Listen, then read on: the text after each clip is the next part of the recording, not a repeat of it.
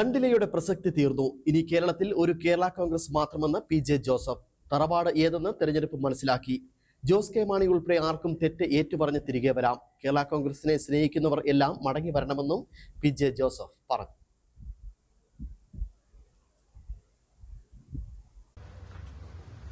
ഭരണത്തിൽ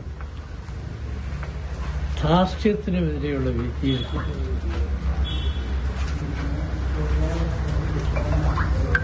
ഇപ്പോൾ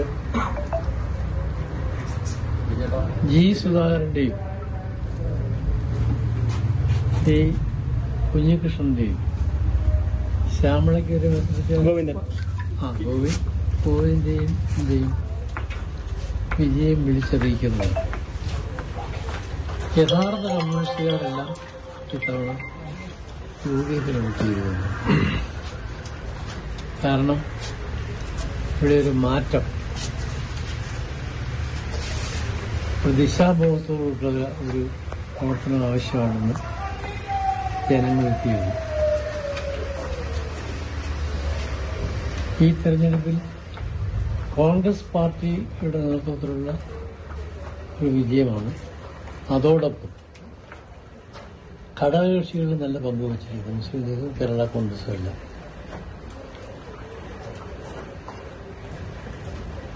LDFിലുള്ള കേരള കോൺഗ്രസ് ജോസ് കെ മാണിയുടെ പാർട്ടി 12 സീറ്റ് മത്സരിച്ചു. 12 ഇല വാടിക്കൊഴിഞ്ഞു.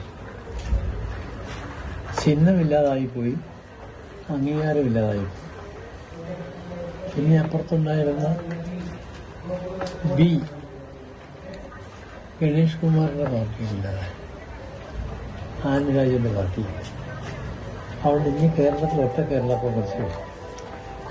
അതുകൊണ്ട് ഇവരെല്ലാം കർഷകരെയും ജനങ്ങളെയും സ്നേഹിക്കുന്ന കേരള കോൺഗ്രസുകാരെല്ലാം തിരിച്ചു വരണം, മതസംഘത്തിലേക്ക് വരണമെന്നാണ് എനിക്ക് അഭ്യർത്ഥിക്കാനുള്ളത്.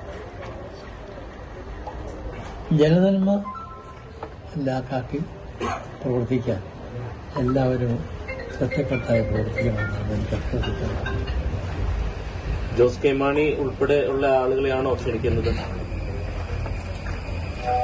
അല്ല, കേരള കോൺഗ്രസിന്റെ ചിന്താഗതിയുള്ള എല്ലാവരും. അത് ഭിന്നിച്ചുപോയ പല വിഭാഗങ്ങളുണ്ട്. അല്ല, അത് നേതാക്കന്മാർക്ക് പ്രസക്തിയില്ലെന്ന് പറഞ്ഞല്ലോ.